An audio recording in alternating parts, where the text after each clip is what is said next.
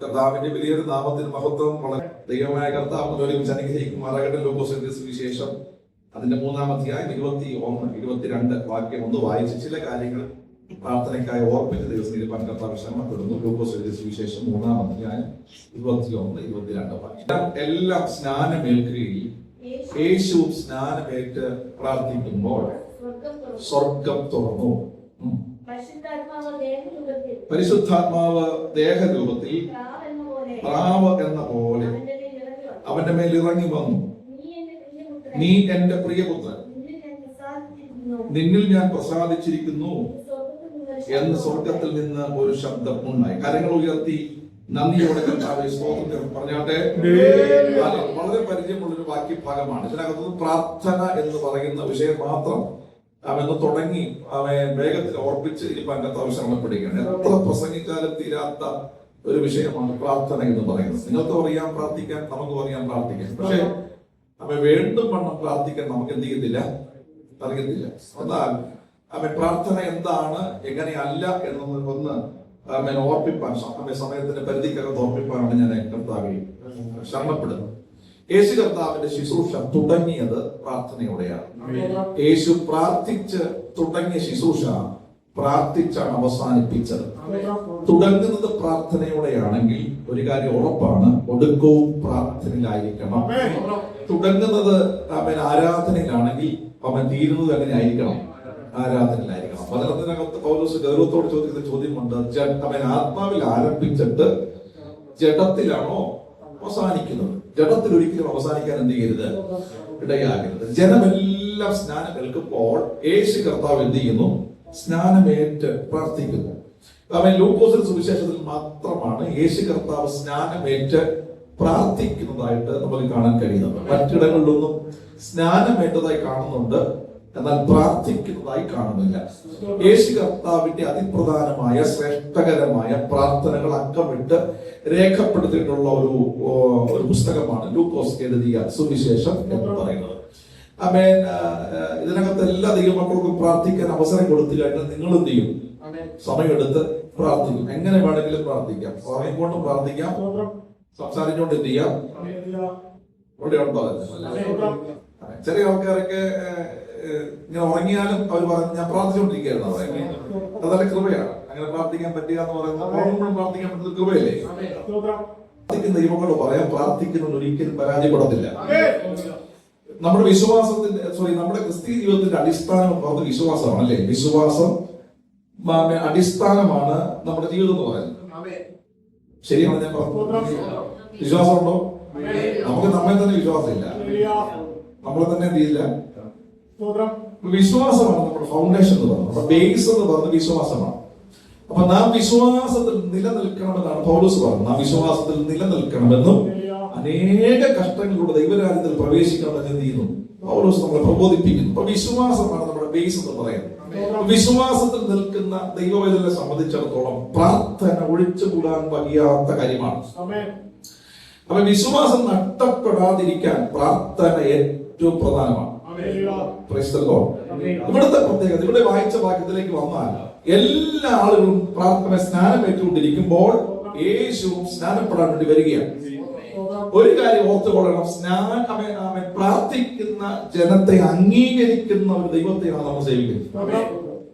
പ്രാർത്ഥിക്കുന്നവരെ ആര് അംഗീകരിച്ചില്ലെങ്കിലും പ്രാർത്ഥനക്കാരൻ വന്നേക്കുന്നു, പ്രാർത്ഥനക്കാരി വന്നേക്കുന്നു എന്നുമെന്നും പ്രാർത്ഥനയാണെന്നൊക്കെ ചോദിച്ച് അംഗീകരിക്കാതിരിക്കുമ്പോൾ ഒരു കാര്യം ഉറപ്പായിട്ട് ഞാൻ പറയാം, പ്രാർത്ഥിക്കുന്നവനെ ആര് അംഗീകരിച്ചില്ലെങ്കിലും പ്രാർത്ഥിക്കുന്നവനെ സ്വർഗം അംഗീകരിക്കും.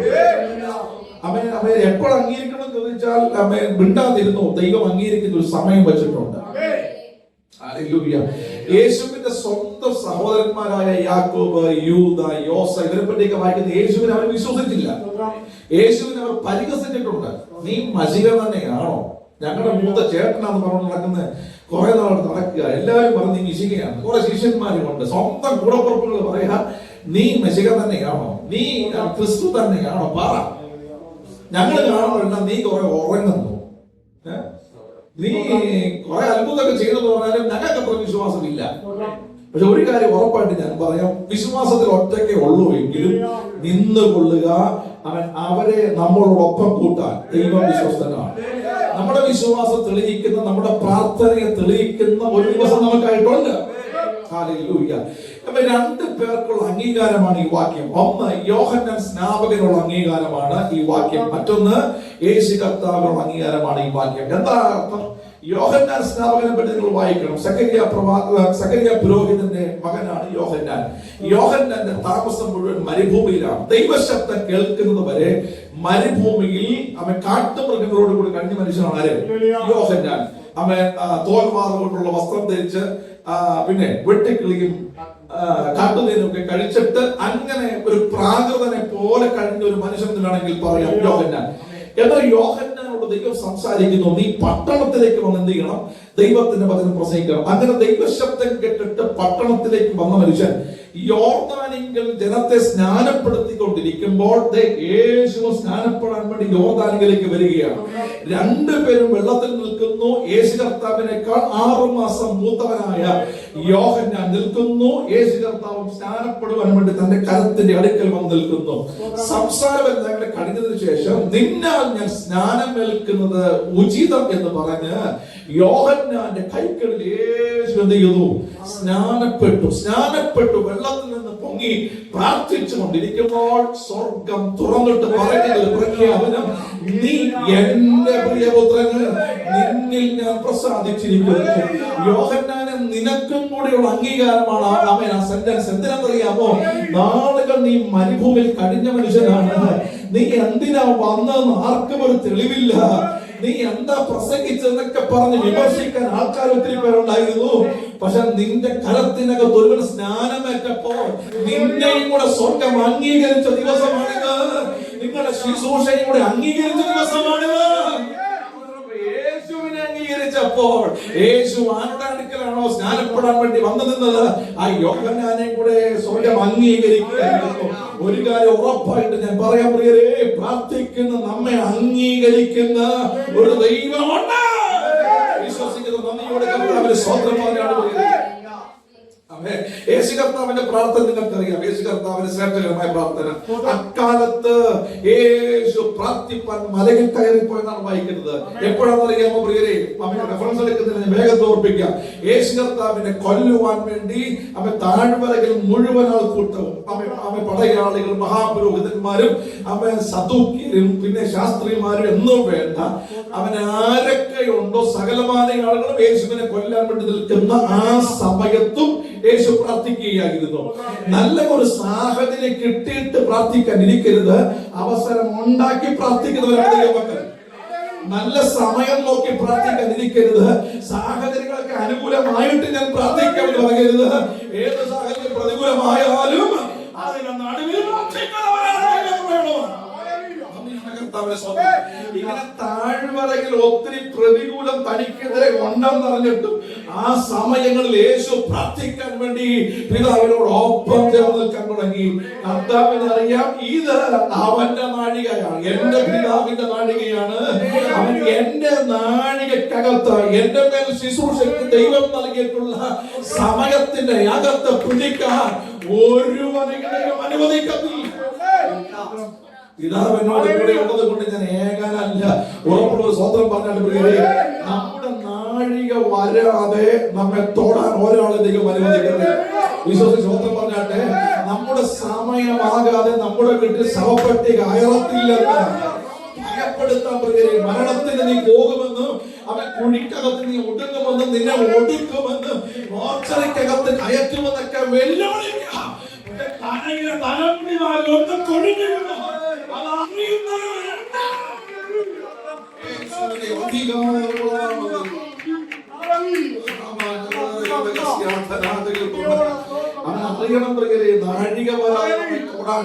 നാഴിക വരാതെ നമ്മെ തൊടാൻ ദൈവം അനുവദിക്കത്തില്ല. സക്കറിയ പ്രവാചകനെ പറ്റി ഇങ്ങനെ പറയുന്നത്, അവൻ തന്റെ ശുശ്രൂഷക്കാലം തികച്ച ശേഷം വീട്ടിലേക്ക് പോയെന്ന, ശുശ്രൂഷക്കാലം തികയ്ക്കാതെ എന്റെ അച്ഛ നമ്മൾ ഇവിടുന്ന് പോകുന്നു പറയുന്നത്. ദൈവം നമ്മെ അയച്ചിട്ടുണ്ടെങ്കിൽ, ദൈവം നമ്മെ കൊണ്ടുവന്നിട്ടുണ്ടെങ്കിൽ, ദൈവം നമ്മെ ശുശ്രൂഷ ഏൽപ്പിച്ചിട്ടുണ്ടെങ്കിൽ, ചെറുതായിക്കൊള്ളട്ടെ വലുതായിക്കൊള്ളട്ടെ ഉത്തരവാദിത്തം ഏൽപ്പിച്ചിട്ടുണ്ടെങ്കിൽ അത് തികയ്ക്കാതെ വീട്ടിൽ പോകത്തില്ലെന്ന് വിശ്വസിക്കുന്ന നന്ദിയോടെ പ്രാർത്ഥിക്കുന്ന മനുഷ്യൻ ദാനിയേൽ എന്ന് പറയുന്ന മനുഷ്യനെ പറ്റി നിങ്ങൾക്കറിയാം. 3 നേരം പ്രാർത്ഥിക്കുന്ന മനുഷ്യനായിരുന്നു ദാനിയേല്. രാവിലെയും ഉച്ചയ്ക്കും വൈകിട്ടും പ്രാർത്ഥിക്കുന്ന മനുഷ്യനായിരുന്നു ദാനിയേല്.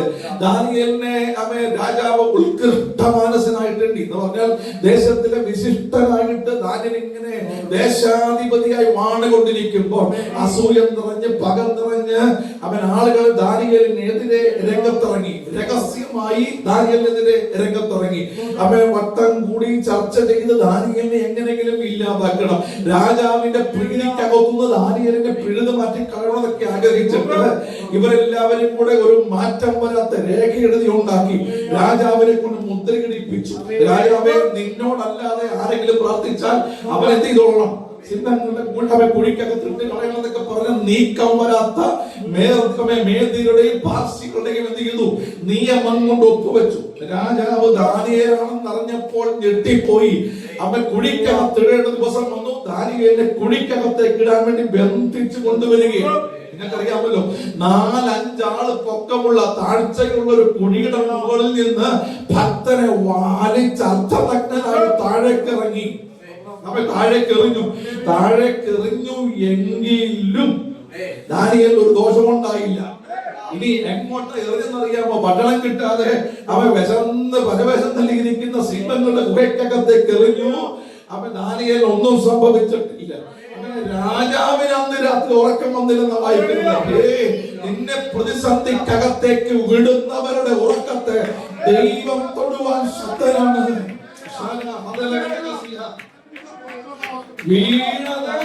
തലമുടി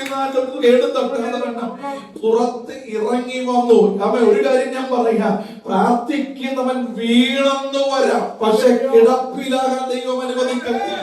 അവൻ സിംഹങ്ങൾ പ്രാർത്ഥിക്കുന്നവന്റെ മുമ്പിൽ കീഴടങ്ങിയതിന് കാര്യം ദാനിയേൽ ദൈവത്തിന് മുമ്പിൽ മുട്ടുമടക്കിയത് കൊണ്ട്. ദൈവത്തിന്റെ മുൻപിൽ മുട്ടുമടക്കിക്കോ, അവൻ കടിച്ചു കീറാൻ വരുന്ന നിന്റെ മുന്നിൽ മുട്ടുകൊടുക്കും. ദൈവത്തിന്റെ മുൻപിൽ മുട്ടുമടക്കിക്കൊള്ളുക, ആർത്തു വരുന്ന നിന്റെ മുന്നിൽ മുട്ടുമടക്കും. മുട്ടുകുത്തി ദിവസം 3 നേരം പ്രാർത്ഥിക്കുന്നവന്റെ മുൻപിൽ കടിച്ചു കീറാൻ വന്നവരെന്ത് ചെയ്തു? മുട്ടുമടക്കി. സ്വന്തം പറയുന്നു. അങ്ങനെയാണെങ്കിൽ എന്റെ മുമ്പിലിരിക്കുന്ന ദൈവമക്കൾ പ്രാർത്ഥിക്കുന്നവരാണ്, ദൈവസന്നിധിയിൽ കരയുന്നവരാണ്. പല വിഷയങ്ങളും നമ്മുടെ മുൻപിൽ മുട്ട് മടക്കുക തന്നെ ചെയ്യും. വിശ്വസിക്കുന്ന സ്വന്തം വാഴ്ത്തപ്പെട്ട കർത്താവ് 3 പ്രാവശ്യം ശിഷ്യന്മാരെ വിട്ടിട്ട് കവിണ്ണ് വീണ്ടും പ്രാർത്ഥിച്ചെന്ന് വചനത്തിൽ വായിക്കുന്നത്. അവൻ യേശുവായിട്ട് പോലും താൻ കവിണ്ണ് വീണ് പ്രാർത്ഥിക്കുക. കവിണ്ണ് വീണ്ടും പ്രാർത്ഥിക്കുന്നു. പ്രാർത്ഥിച്ചു കണ്ടിട്ട് വീണ്ടും ശിഷ്യന്മാരുടെ അടുക്കൽ വന്നിട്ട് ചോദിക്കുന്നു. അവൻ കുറച്ച് സമയം കൂടെ പത്രോസേ, നിനക്ക് എന്നോട് കൂടെ എഴുന്നേറ്റ് ഒന്ന് പ്രാർത്ഥിക്കാൻ വയ്യേ? 3 തവണയും ഉറങ്ങുന്ന ശിഷ്യന്മാരെ കണ്ടിട്ടും അയ്യോ കൂടെയുള്ളവർ ആരും പ്രാർത്ഥിക്കുന്നില്ലെന്ന് വിചാരിച്ചിട്ട് യേശു പ്രാർത്ഥിക്കാതിരുന്നില്ല. യേശു കാലേറെ ദൂരത്തോളം പോയി അവൻ കവിണ്ണ് വീണ് പ്രാർത്ഥിക്കുന്നു. പ്രാർത്ഥിക്കുന്ന യേശുവിന്റെ മനോഭാവം നിങ്ങൾ നോക്കണം. ശ്രദ്ധയോടെ പ്രാർത്ഥിച്ചെന്ന് വായിക്കുന്നത്. പ്രാർത്ഥിച്ച് തുടങ്ങി പ്രാർത്ഥനയുടെ ഗൗരവം മാറാൻ തുടങ്ങി, സീരിയസ് ആകാൻ തുടങ്ങി, ശ്രദ്ധയോടെ പ്രാർത്ഥിക്കാൻ തുടങ്ങി.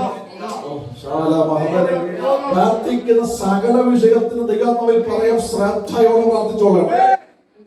ശ്രദ്ധയോടെ പ്രാർത്ഥിച്ചാൽ ഒരു വിഷയത്തിന് വേണ്ടി ശ്രദ്ധ ചെലുത്തി പ്രാർത്ഥിച്ചാൽ ഉറപ്പായിട്ട് പറയാം, 11 പേരും കൂടെ ഇല്ലെങ്കിലും ദൂതൻ ഇറങ്ങുക തന്നെ ചെയ്യും.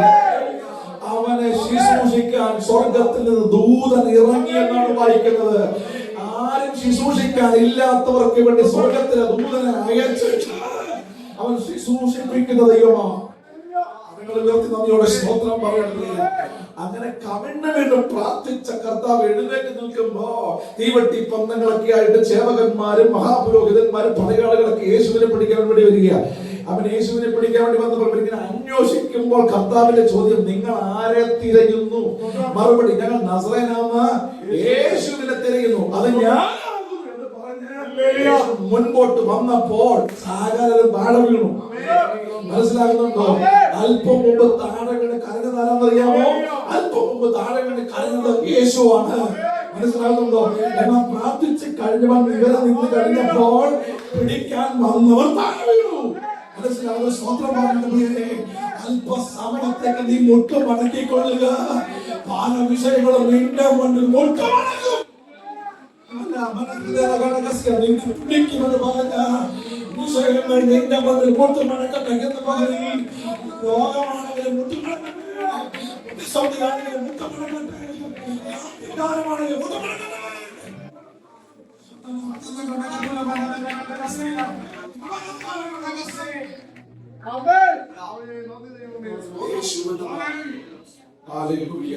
ആത്മാവിൽ കാണണം കണ്ട ചില വശങ്ങളൊക്കെ എന്ത് ചെയ്യണം? നമ്മുടെ മുമ്പിൽ മുട്ടും മടക്കിയിരിക്കും. ഞാൻ പറയുന്നത്, ആത്മാ മുട്ട് മടക്കണമെങ്കിൽ ദൈവമക്കൾ ആദ്യം പിതാവിന് മുമ്പിൽ മുട്ട് മടക്കിക്കൊള്ളണം. അപ്പൊ ഒരു കാര്യം പറഞ്ഞ ഞാൻ പ്രാർത്ഥനയുടെ കാര്യം ഞാൻ വാക്ക് അവസാനിപ്പിക്കാൻ പ്രിയരേ. ഒരു ഭക്തനായ മനുഷ്യൻ കർമ്മേലിന്റെ മുകളിൽ പോയിട്ട് ഈ തലയുണ്ടല്ലോ കാലിന്റെ മുട്ടുകൾക്കിടയിൽ തിരികെ വെച്ച് പ്രാർത്ഥിക്കുക. ഞാന് പണ്ടൊക്കെ ഇങ്ങനെ തല ഇങ്ങനെ ബെൻഡ് ചെയ്യാൻ വേണ്ടി നോക്കാറുണ്ട്. അടുവൊക്കെ ഇങ്ങനെ വളച്ച് തല മുട്ടയിലൊക്കെ കാൽമുട്ടയിലൊക്കെ ഇങ്ങനെ മുട്ടിക്കാൻ പറ്റുന്നതൊക്കെ നോക്കിയിട്ടുണ്ട് അന്നത്തെ സമയത്ത്. ഈ മനുഷ്യന്റെ തല കാലുകളുടെ രണ്ടും ഇടയിൽ തിരികെ വെച്ചിട്ട് ഒരു മനുഷ്യൻ പ്രാർത്ഥിക്കുകയാണ്. പ്രാർത്ഥിക്കുന്നവന്റെ പേരെന്നറിയാമല്ലോ, ഏലിയാവ്. ഇങ്ങനെ പ്രാർത്ഥിക്കുന്ന മനുഷ്യൻ, കുനിഞ്ഞു നിന്ന് ഇങ്ങനെ പ്രാർത്ഥിക്കുന്ന മനുഷ്യൻ ബാല്യക്കാരോട് പറയുകയാണ്, മോനെ പോയി നോക്ക്, വല്ലോ കാഴ്ച കാണുന്നുണ്ടോ, മഴയ്ക്ക് വല്ലോ സാധ്യതയുണ്ടോ. ഒന്നാം പ്രാവശ്യം ബാല്യക്കാരൻ പോയി മടങ്ങി വന്നില്ല. രണ്ടാം പ്രാവശ്യം പോയി മടങ്ങി വന്നില്ല.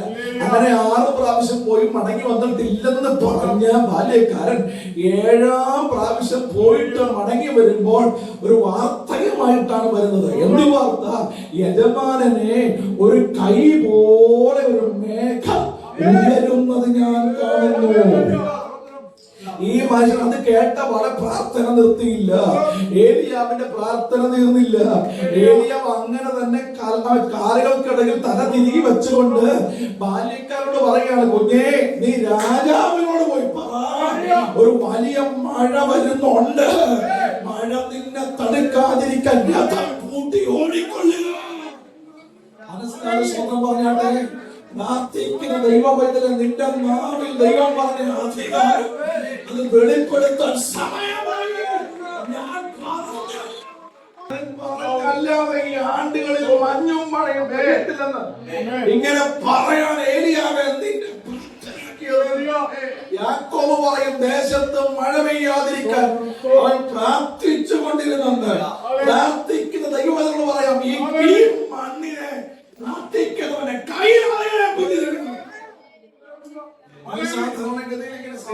സൂക്ഷിക്കാൻ പോകുമ്പോഴൊക്കെ പറയാറുണ്ട്. അവൻ പെന്തക്കോസ്ത് പുതിയ നിയമസഭയോട് പറയാം, ദേശാധിപതി എന്നുണ്ടെങ്കിൽ അത് ദൈവ മക്കളാണ്.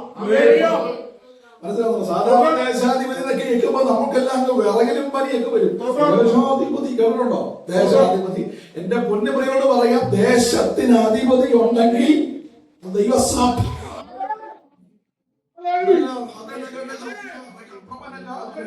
കർത്താവ് എല്ലാത്തിനെ സൃഷ്ടിച്ചിട്ട് കർത്താവ് വാഴാനാ പറഞ്ഞത്. വാഴുവാൻ സൂര്യനെ, രാത്രി വാഴാൻ ചന്ദ്രനെയും നക്ഷത്രങ്ങളെയും ദൈവം സൃഷ്ടിച്ചാക്കി വെച്ചു. മനസ്സിലാകുന്നുണ്ടോ? എന്നിട്ട് നിലത്തെ പൊടി കൊണ്ട് മനുഷ്യരെ സൃഷ്ടിച്ചിട്ട് മൂക്കിൽ ജീവശ്വാസം ഊതിയിട്ട് ദൈവം അവനെ അനുഗ്രഹിച്ച് പറയും, നിങ്ങൾ സകലത്തെ വാഴണം. പകൽ വാഴുന്ന സൂര്യനെയും നിങ്ങൾ വാഴും, രാത്രി വാഴുന്ന ചന്ദ്രനെയും നക്ഷത്രങ്ങളെയും നിങ്ങൾ വാഴുമെന്ന്. അതിന്റെ അർത്ഥം ഒന്നും നിങ്ങളെ വാഴത്തില്ലെന്ന്. മനസ്സിലാക്കാൻ പറയാം, പ്രാർത്ഥിക്കുന്നവന്റെ മീതെ വാഴാൻ ലോകത്തെയും ദൈവം അനുവദിക്കത്തില്ല.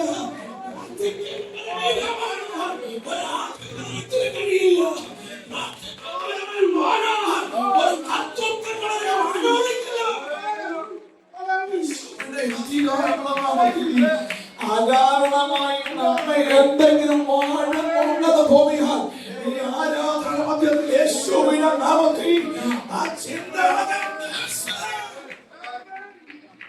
ദൈവത്തോട് പറയാൻ, പ്രാർത്ഥിക്കുന്നവരെ വാഴത്തുള്ളൂ.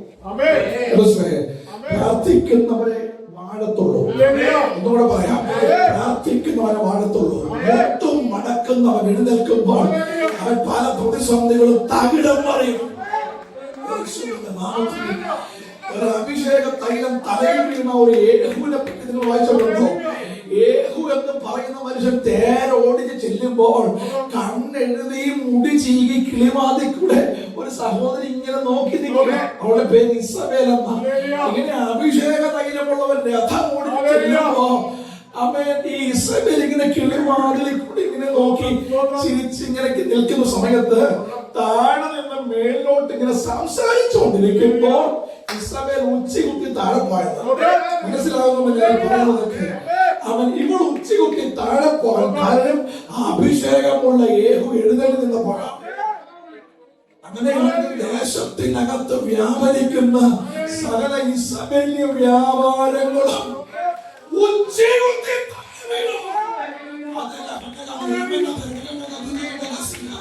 യേശുവിന്റെ നാമത്തിൽ നിന്റെ ശുശ്രൂഷയും നിന്റെ അഭിഷേകത്തിലും അധികാരത്തിലും ദൈവം നൽകിയ ശുശ്രൂഷകൾക്കെതിരെ ഉയരുന്ന സകല ഇസബേലിയ വ്യാപാരങ്ങളും യേശുവിന്റെ നാമത്തിൽ ഉച്ചകുത്തി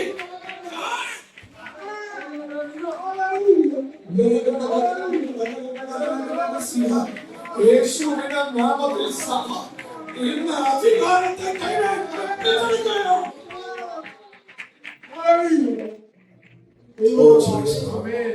സ്വതന്ത്രം കൂടെ പ്രാർത്ഥിക്കണം. നമ്മുടെ തലമുറകൾ പോകുന്നിടത്ത് അവരുടെ മീതെ വാഴാൻ ഒരു ഇസബേലിനെയും അനുവദിക്കരുത്, ഒരു ആഹാബിനെ ദൈവം അനുവദിക്കരുത്, ഒരു പൈശാചിക അധികാരങ്ങളെ ദൈവം അനുവദിക്കരുത്. അഭിഷേകത്തോടെ ദൈവദാസിമാർ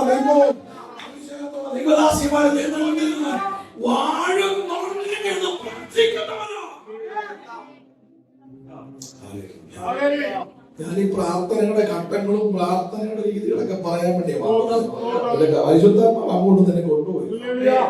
ഇതിനകത്ത് പ്രാർത്ഥനയുടെ ഒരു ആത്മാവിനെ സഭ മടക്കി പ്രാപിക്കണം. യേശുവിന്റെ അധികാരമുള്ളതാണ്. എനിക്ക് കൃപയാൽ ഇഷ്ടം പോലെ പ്രാർത്ഥിക്കാൻ സമയം കിട്ടുന്നുണ്ട്. ഇഷ്ടം മതിയാകാൻ കൊതി തീരാത്ത രീതിയിൽ പ്രാർത്ഥിക്കാൻ അവസരം നൽകുന്നു. പ്രാർത്ഥനയുടെ ഒരു ആത്മാവ് ദൈവസഭ മടക്കി പ്രാപിക്കണം. പ്രാർത്ഥന നഷ്ടപ്പെട്ടു എന്ന് തോന്നിയാൽ മുട്ട് മടക്കി ഇരുന്നിട്ട് ദൈവത്തോട് പറയുന്ന കർത്താവേ പ്രാർത്ഥനയുടെ ആത്മാവിനെ മടക്കുക, പ്രാർത്ഥനയുടെ ആത്മാവിനെ മടക്കുക.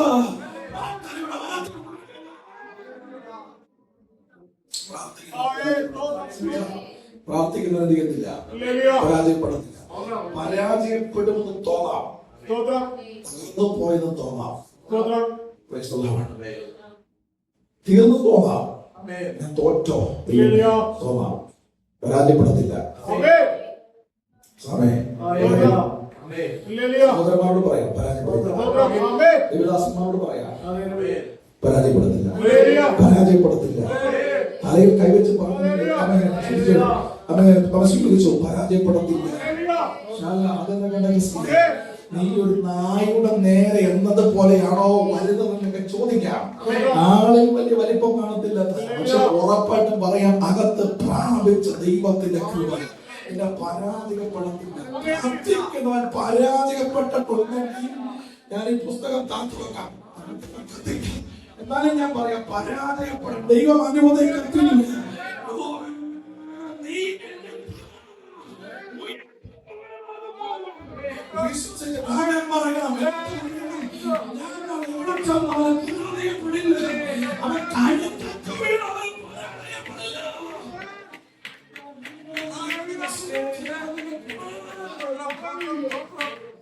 കൊലോസ്യ ലേഖനത്തിൽ ഒരു വാക്യമുണ്ട്, നമ്മൾ പറഞ്ഞ വാക്ക് അവസാനിപ്പിക്കാം, സമയം തീർന്നു. കൊലോസ്യ ലേഖനത്തിൽ വാക്യം, അവൻ സകലത്തിനും മീതെ ദൈവമായി എന്നേക്കും വാഴ്ത്തപ്പെട്ടവൻ.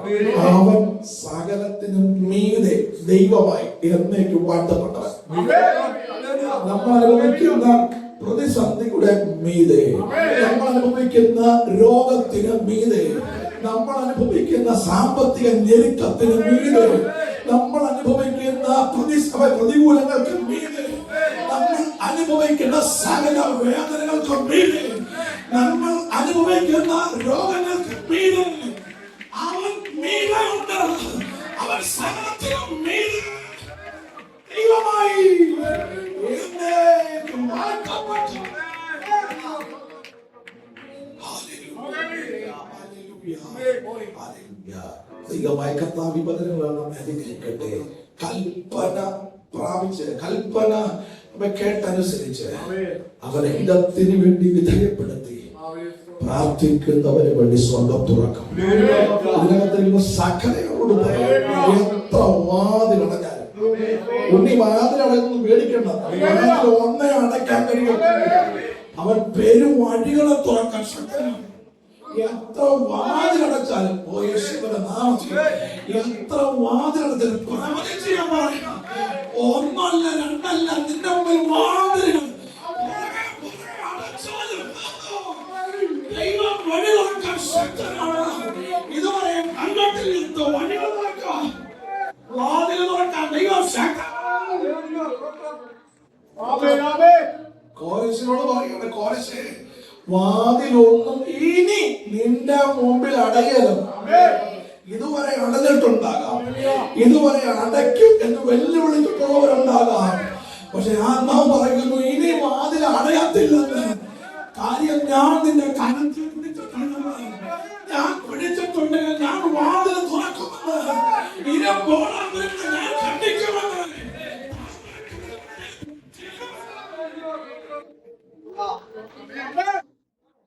നമ്മളൊക്കെ എത്ര വേദിക്ക് വേണ്ടി കൊതിച്ചിട്ടുണ്ട്, എത്ര അവസരത്തിന് വേണ്ടി കൊതിച്ചിട്ടുണ്ടെന്ന് അറിയാമോ? പ്രതീക്ഷിച്ച എത്രയൊക്കെ സ്റ്റേജുകൾ അന്യാധീനപ്പെട്ടിട്ടുണ്ടെന്ന് അറിയാമോ? നമ്മളത്രയും പോലും പാടാൻ കഴിയാത്തവര്, നമ്മളത്രയും പോലും കൊട്ടാൻ അറിയാത്തവരൊക്കെ എത്രയോ നമ്മുടെ മുമ്പേ കയറി ഓടിയിട്ടുണ്ടെന്ന് അറിയാമോ? പക്ഷെ ദൈവകൃപ വന്നത് കൊണ്ട് പല തേരിന്റെ മുമ്പിൽ നമ്മൾ ഓടിക്കേറി. അല്പസമയം പോയാലും കുഴപ്പമില്ല, ഓടിക്കയറേണ്ടതിടത്ത് നിങ്ങൾ ഓടിക്കയറും. ചാടി കയറേണ്ടതിടത്ത് നമ്മൾ ചാടി കയറും. ചെന്ന് കയറേണ്ടതിടത്ത് നമ്മൾ ചെന്ന് കയറും.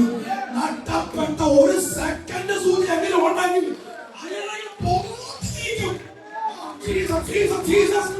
സമയങ്ങൾ പുറകോട്ട് തിരിച്ചിട്ട്